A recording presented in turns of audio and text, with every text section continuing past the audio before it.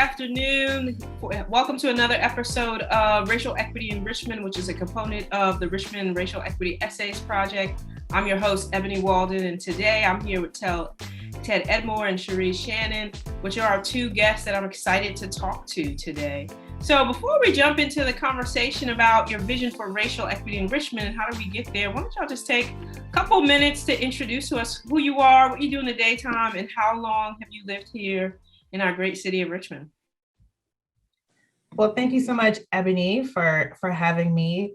During the day, I am the owner and director of Shannon Strategies, which is a communications firm that specializes in campaigns for the greater good. So if you're on Twitter, you probably have just seen me tweeting a lot about politics because that is my wheelhouse. Oh, good. Yes, policy and politics. That's what I do day in, day out. But it ties perfectly into my other work in the environmental field, in which I am the co-founder of Southside ReLeaf with Amy Wentz, in which we focus on greening and beautifying South Richmond. Renaissance woman. She's like, I have about 5 titles here. I need a nap. That's what that means. I love it. That means you're doing things and living your purpose. What about you, Ted? Give us a quick intro. Yeah, I'll echo the thank you so much for having me, and it's so particularly enriching to do this conversation with y'all, both of whom I've learned quite a bit about our city and about how we move forward. So thankful to be here. Yeah, my name is Ted Elmore. I am a former partner in a law firm here in town called Hunt & Williams, which I up and left a few years ago, walked out the door to work on this project called BridgePark, which is a effort to create a public gathering space that crosses the James River, that brings us together, and that at its grandest scale starts to tackle some of the historic inequities within both the storytelling culture, but also the physical built environment. So maybe more to come on that. But again, very thankful to be here, and good to see you both.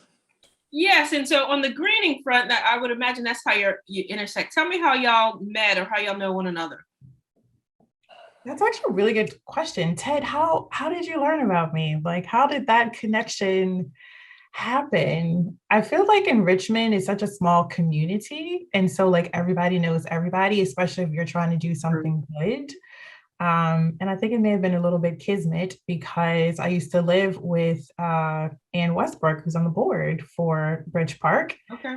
And I guess a little birdie may have floated over your way, and that's my telling of the story. Yeah, I think actually Daniel Klein was the first one to introduce us. Okay.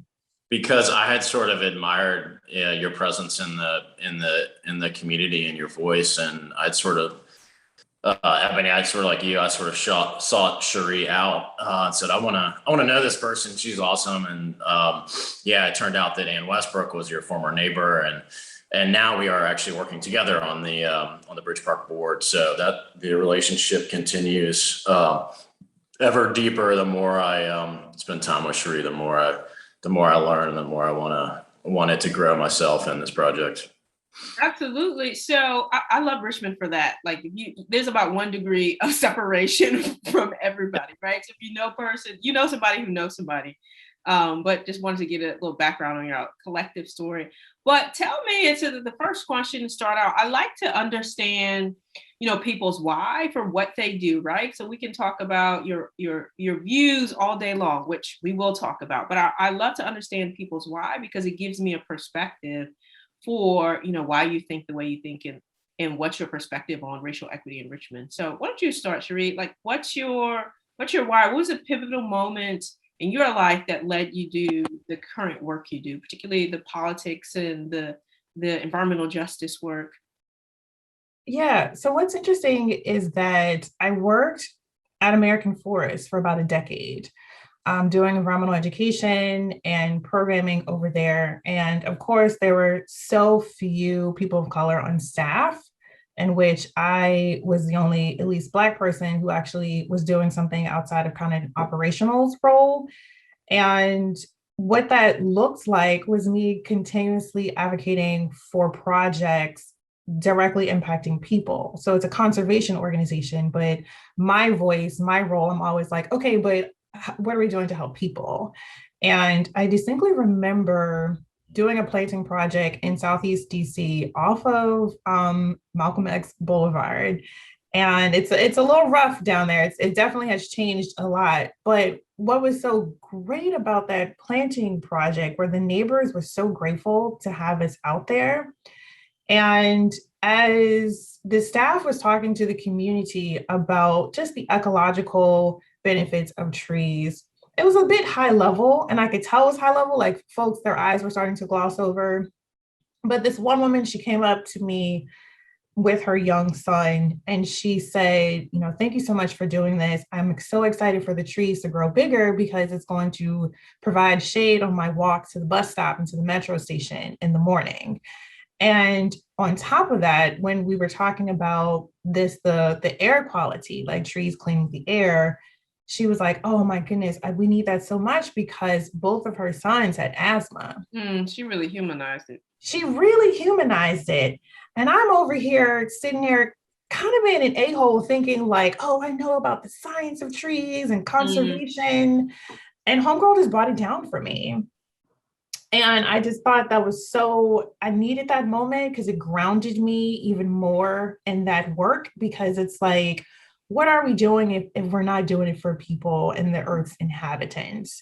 It's one thing to talk about conservation and environmentalism or even environmental justice in an academic sense. Yep. It's another to be able to have a conversation with people and understand the tangible benefits for why we're doing this work. So I've always carried that story with me throughout all of my work, not just in the environmental space, but just showing up as a resident of this area and as a citizen of this planet. I just think it's important for us to always be mindful of how we show up for people in our communities every single day. I love that. And some of my engagement work, I'm like, what's the so what, who cares, right? So all of the, whatever ease or the jargon, people are like, how is this going to impact my life? And she was like, it's going to clean the air and I'm going to have some shade, right? Exactly. Right? How do we humanize it and really connect to the needs and the impact on people? I love that. What about you, Ted? So you went from corporate America to doing BridgePark stuff. Like, what's your why? Like, what was a moment that you can point to that kind of led you to this work? Yeah, I'm gonna go way back. When my family moved here when I was 4 years old, which I'm not gonna date myself, but it wasn't that long ago. There was at least an implicit and probably explicit and maybe not legal, but certainly extra legal requirement at the time that real estate agents were to tell people to tell a buyer that if there were a Black family living in the neighborhood. And the real estate agent failed to do so to my parents. And either not necessarily as a result, but through whatever reason, we grew up next door to a Black family. And that really forever shaped me. I would always sort of look up to this person. I would brag to my friends that I lived next door to him. We would throw the football out in the front yard together. I continue to learn from him today. Eventually, as I got a little bit older, this gentleman applied to join the country club in our town, in our little neighborhood, and was denied admission because he is Black. This Black man is a member of the NFL Hall of Fame, one of the most accomplished Richmonders that exists. And to me, that moment really kind of shaped what it meant for me to be proximate to people that don't look like me or aren't from where I'm from, and how I might learn something different and see the world differently because of those experiences. Willie Lanier is his name, Mr. Lanier, I call him. And I continue to learn from him, continue to look to him, and he's a big leader both in health and finance and community development. He's having a football field named after him at Virginia Union, which he took the opportunity to to create new football fields at HBCUs all across the country. And so he and I still talk quite a bit, but that moment and that mere act, and if you think about had that still been in place or still existed for a lot of people, they wouldn't have had that experience that I had and wouldn't have grown because of that. And so it affected in a big way who my teachers and mentors and heroes are today and what they look like. Yeah, could you just talk a little bit just about how that experience has shaped, your work at BridgePark? Yeah, so it has, both with BridgePark and everything else I try to do.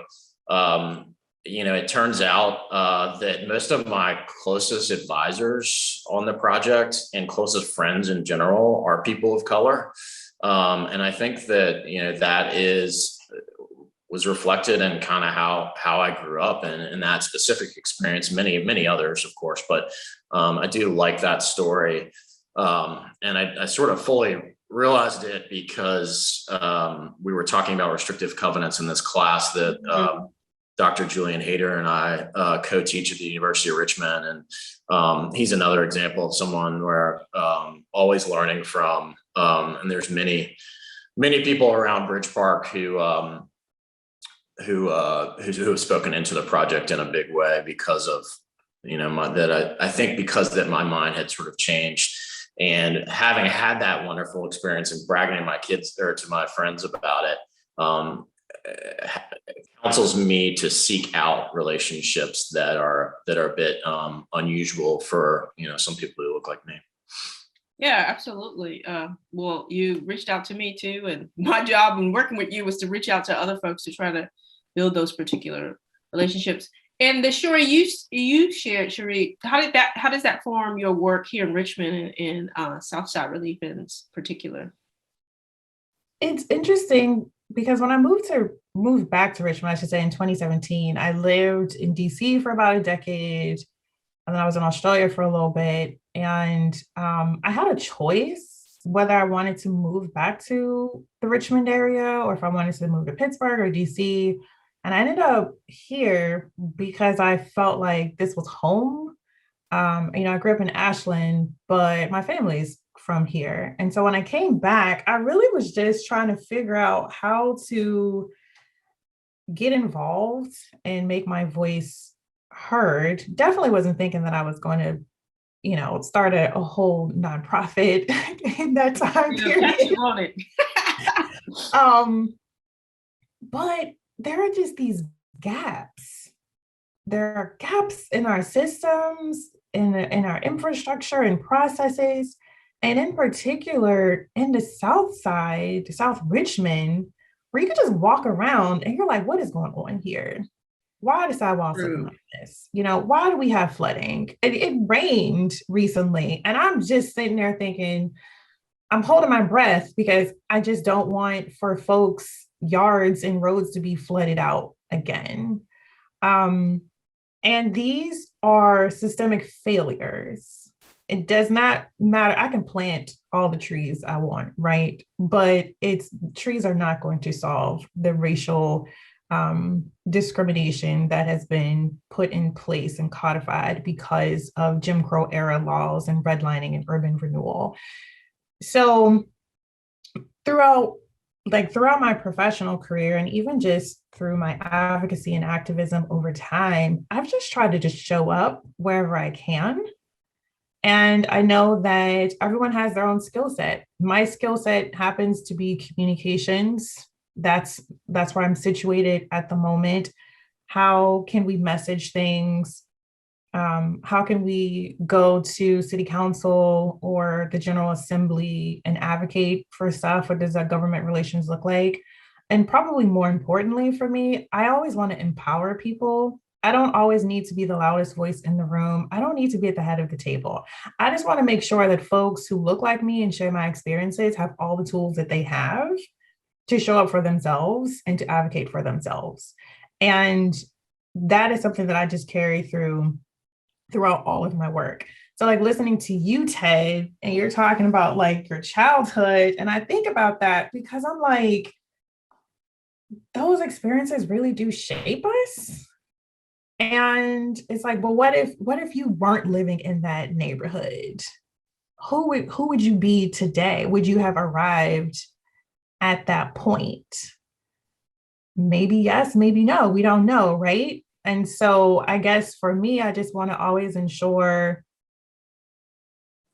that there is exposure, there's enlightenment, there's education and awareness about these issues that like for the kids who may be in neighborhoods who don't have trees, that doesn't have to just be your everyday reality. And I want them to know that doesn't have to be your everyday reality. Your neighborhood could have community gardens and nice sidewalks and lighting, and it's safe for you to walk to school. How do we make that happen?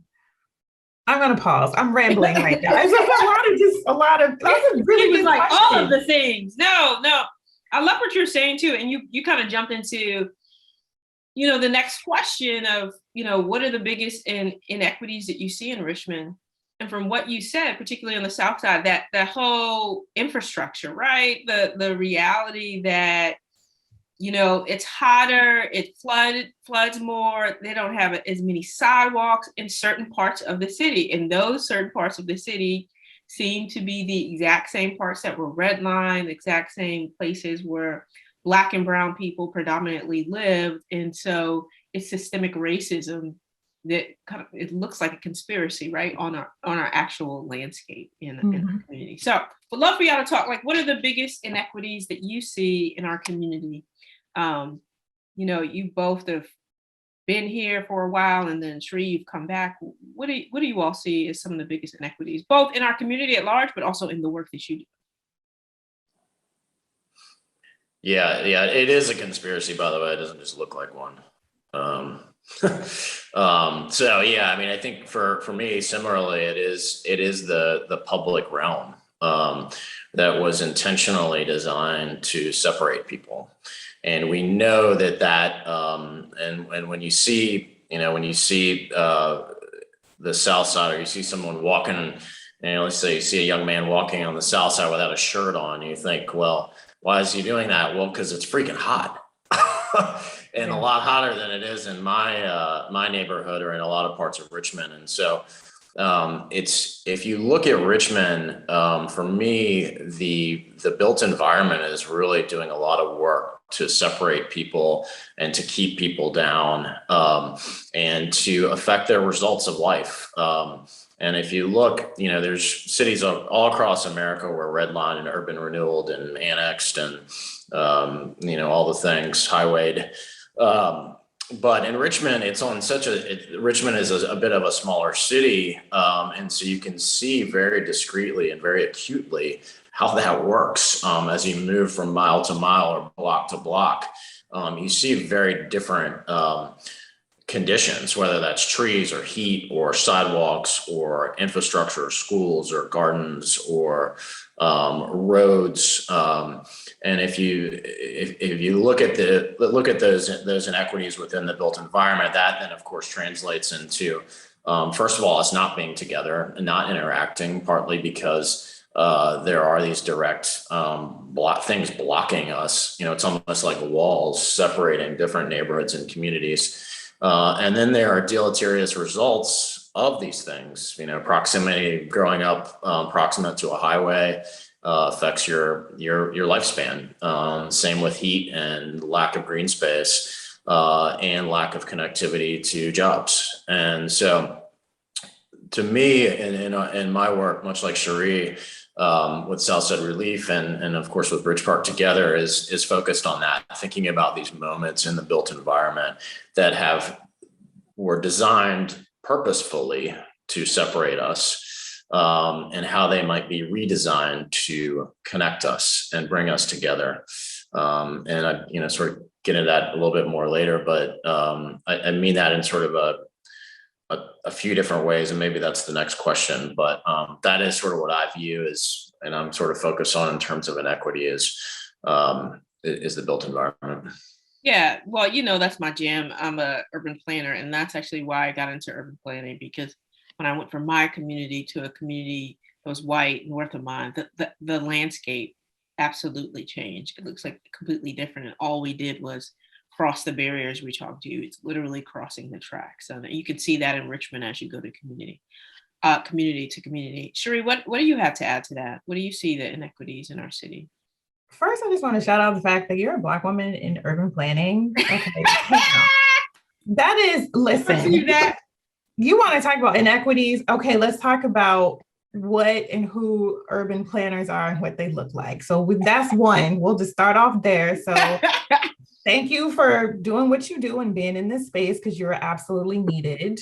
To Ted, to like his point there, the purposeful like design for neighborhoods to fail, because that's what we're talking about, right? And this didn't happen in a vacuum. People made these decisions. Individuals said, you are worthy and you are not worthy. And for those folks who are not worthy, they depleted, deprived, exploited neighborhoods of resources. So in addition to the infrastructure, but we're also talking about grocery stores, pharmacies, banks, home ownership, schools. I mean, all of this, right? So like for the environment, the built environment that Ted is talking about, all of that plays a role into a person's well-being, into how they see themselves, the value that they have in themselves as well. And I think that it's beyond time to rectify that with more investments in these communities. Because here again, we can say all the things, we should do X, Y, and Z and 1, 2, 3. I'm always like, show me the money. Okay. It's just like, how much is a city or a locality going to invest in actually addressing these issues to propose solutions? Let's talk about political capital. There's also inequities there. So it's like, who is actually showing up for you in elected office? And I know that gets kind of like dicey for people, but if you don't have an advocate who's showing up for you, who's banging the table and saying, no, my constituents and my neighbors need these things, folks are going to still go without. And we see that time and time again throughout the political process. And in the environmental space, I also want to highlight there is a lack of access to funding for a lot of these projects. So if you are more of a large scale organization, you have the capacity with staff, you can have grant writers. Well, everyone they don't have that. Doesn't mean that you don't have good ideas, but it's like, if you're working a full-time job, and we see this all the time, a lot of this work is community-based, it's volunteers. Amy and I, we're technically volunteers, right? We have full-time 9-to-5 jobs. So thinking about who has access to resources, who's advocating, how we advocate for things, what does that capital look like, social, political, economic capital? And then I always want to just holding people accountable. History has shown us these man-made disasters, because they are man-made disasters. This was not Mother Nature that just came through like a hurricane. These were decisions that were made. I'm gonna have to use that, man-made disasters. They are, and it did not have to be. It does not have to be that way. If you think about emergency response training, there are like 4 categories with emergencies, and when a hurricane comes through or a tornado, you'll have FEMA that looks at like relief and recovery. And there's always a focus on relief and recovery, and that's fine. But it's the mitigation and the prevention that's often left behind. And so I like to think within the environmental space, let's build that social resilience in as well for the mitigation and the prevention part, so we can stop seeing these inequities continue to grow over time. Absolutely. Not just, going upstream, right? There's the story of like, we catching babies, or we going upstream and say, why are the babies in the stream in the first place, right? So let's go upstream and do some of that work. So you got right into solutions. I'm solution oriented myself, both defining the problem and offering solutions. So that's really the last question, right? And it's a two-part question about one sentence. If you were to define like, what's your vision for racial equity in Richmond? And then, what are a couple of strategies that we need to employ as a community in order to get there? Ooh, dun dun dun. One sentence. That's hard. I'll give you maybe two. That's sentences. fine. See, if you say one, people will say three. We meet in the middle. It's fine. First, I see BridgePark as an opportunity to connect neighborhoods through green space. And I would like for more people to buy into the idea that we can use green spaces to bring folks together. And I don't mean that in just like a kumbaya way.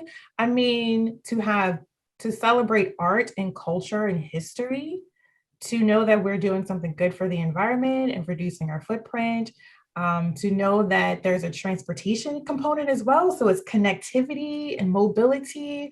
I think that's going to be an excellent solution for that. So one, BridgePark. And then, but secondly, to your question, Ebony, about racial equity, my hope is that regardless of where you live, regardless of the financial economic circumstances that you are born into, that you have every opportunity in life to thrive, that you have an amazing education, you have safe housing, you're able to get around the city, you can have access to healthy foods, as well as healthcare and medical services that you need, that there is nothing precluding you from having the most amazing, healthy, safe life that you possibly can. And for me, that is what racial justice looks like. Love that. Racial equity, I should say. Well, racial justice, racial equity, it's moving towards the same things, right? All of those things that you said, that we don't have these particular barriers, regardless of who you are or where you live, right? That you can thrive, that there aren't these drastic differences, like 20 years in life expectancy from one neighborhood to the other, which is literally, it's life or death. Literally life or death. Any thoughts on what Sheri said, Ted, or your own thoughts on your vision and how do we get there? Yeah, that was really beautifully said. I did want to follow up on one thing she said about these being man-made disasters. That's literally quite true. And you could add the word white, the adjective in front of it too. And so I do think if you think about these being as things that were done by people, well, they must be undone by people. And if you think it's too hard, or if you think that's out of the scope of what we're supposed to be doing with our lives, well, the people who brought a different set of biases to bear didn't think so. And they went and built the environment the way they thought it should be built. And if we come to Richmond, in this case, with a heart for social justice and for social cohesion and everything else and togetherness, then we ought to take that attitude and that bias to bear on the decisions that we make. And they're big moves. They had highways tear through historically Black neighborhoods as major projects in their lives. And so what do our major projects look like? And what does it reflect about our hearts? And how do we do that? And so I think if people did these things, it's up to people to undo these things. And to answer your question about my view of racial equity, I'm gonna not just do one sentence, but one word, in the hope that I'll get a little. It's not so gracious because there's going to be some expanding upon it afterward. But for me, my word, I think it just slipped out, is togetherness. And so I mean that in a few ways. I started with that story about Mr. Lanier because of how that affected me. And I think if you think about, for example, like the folk festival 3 or 4 times a year, where we're all together, we're all experiencing each other's culture, we're all sort of seeing new things, being challenged, and together. And so I mean that in a quite literal way, together, passing someone who doesn't look like you, learning from someone who doesn't look like you, learning how they worship or storytell or teach or run or make a piece of art or speak or lead. So togetherness in that sort of very specific sense. And then I talked also a lot about, from a physical space, togetherness of the built environment. And so it's currently very separated. And so as Sheri alluded to, how through projects like BridgePark and others who are doing similar things, can we bring that city together? And that's quite important. And then the last piece of that, which is less physical and more economic, is these massive disparities, particularly between Black and white. How do we bring those closer together? And these gaps of wealth and health outcomes and little things like trees and heat. How do we start to bring those closer together in terms of results and in terms of from economics and impacts? And so that, I think that work togetherness kind of works a lot for my vision on a few different levels.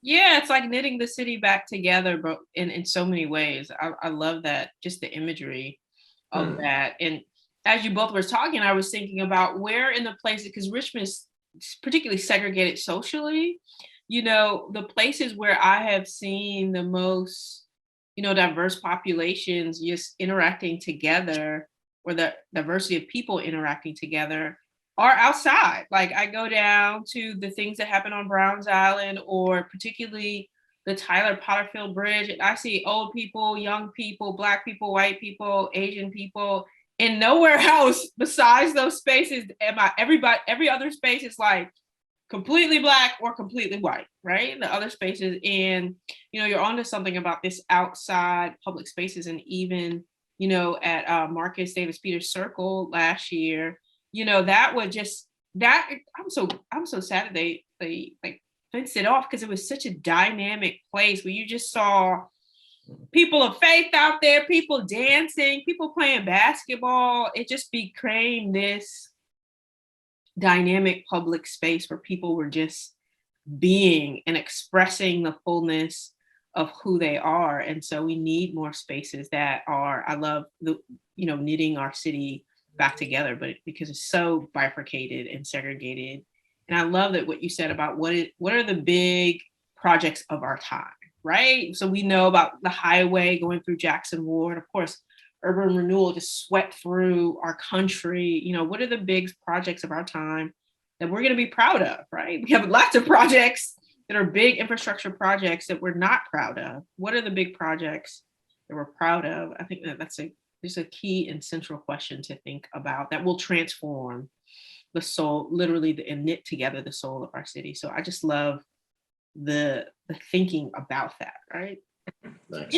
Any other thoughts about strategies or things that we can do, whether you work, you're an individual or work in a nonprofit, or thinking about these things as y'all come across just change makers, understand Richmond? Are there any other strategies that you kind of wanted to highlight, or things for people to think about as we collectively pursue racial equity in Richmond? I would like for everybody in all of their work to identify the barriers that they may have even within like themselves or their own organizations. And so if you're, for example, if you're offering a class, is it free? Is it in the evenings? Is it on a route where it's accessible by public transit? Just those little things. Is it multilingual? So even for the best of us, and those are questions that I ask myself, like, am I perpetuating any barriers that really should be torn down to make our green spaces more accessible for people?